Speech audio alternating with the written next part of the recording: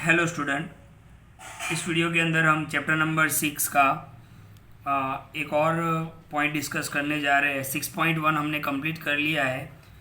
6.1 का 17 और 18 MCQ है जो आपको सॉल्व करना है, और सॉल्व करके फिर मुझे आप सेंड कर देना। यहाँ पर हम नेक्स्ट 6.2 पर चले उससे पहले हम थोड़ा फॉर्मूला समझ लेते हैं। इस टॉपिक का नाम है इंक्रीजिंग एंड डिक्रीजिंग फंक्शन।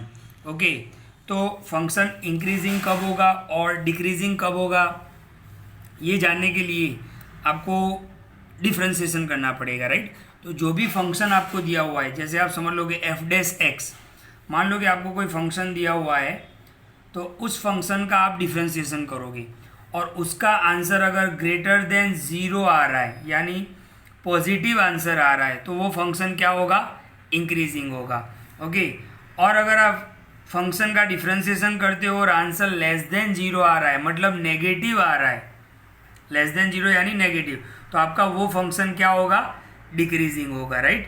तो सीधी बात है कि इंक्रीजिंग और डिक्रीजिंग चेक करने के लिए आपको डेरिवेटिव लेना है, फर्स्ट टाइम डिफ्रेंशिएशन करना है। फर्स्ट टाइम डिफ्रेंशिएशन करने से अगर ग्रेटर देन 0 यानी पॉजिटिव आपका आंसर आ गया, तो वो फंक्शन इंक्रीजिंग होगा। और अगर F dash x less than 0 आया, मतलब आंसर अगर आपका नेगेटिव होता है, 0 से कम होता है, तो वो फंक्शन डिक्रीजिंग होगा, राइट। यहाँ पर ग्राफ के पॉइंट ऑफ व्यू से देखें तो मान लो कि यहाँ पर हमें ग्राफ से तो सॉल्व नहीं करना है, लेकिन आपको मैं आपकी टेक्स्ट बुक में दिया हुआ इसलिए समझा रहा हूँ कि अगर आपको ग्राफ इस टाइप का मिल रहा है कि ऊपर की तरफ जा रहा है, फिर थोड़ा नीचे, फिर ऊपर की तरफ जा रहा है, तो इस टाइप का फंक्शन क्या होगा, इंक्रीजिंग होगा।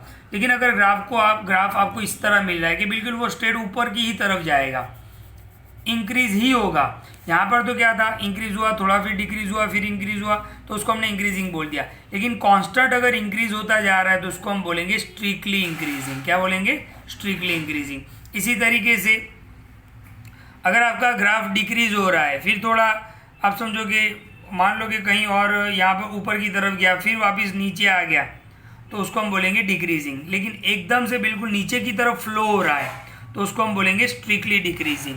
और एक ग्राफ और भी है, मान लो कि आपका ग्राफ इस तरीके से है कि इतने पोर्शन के पे ऊपर वो इंक्रीज हो रहा है, फिर यहाँ से लेके वो यहाँ पर डिक्रीज हो रहा है, तो इस टाइप के ग्राफ के अंदर हम बोल सकते हैं कि नाइदर इंक्रीजिंग नॉर डिक्रीजिंग, यानी फंक्शन जो है वो इंक्रीज भी नहीं हो रहा है, डिक्रीज भी नहीं हो रहा है। अब आपको इस एक्सरसाइज के अंदर दो टाइप के क्वेश्चन मिल सकते हैं।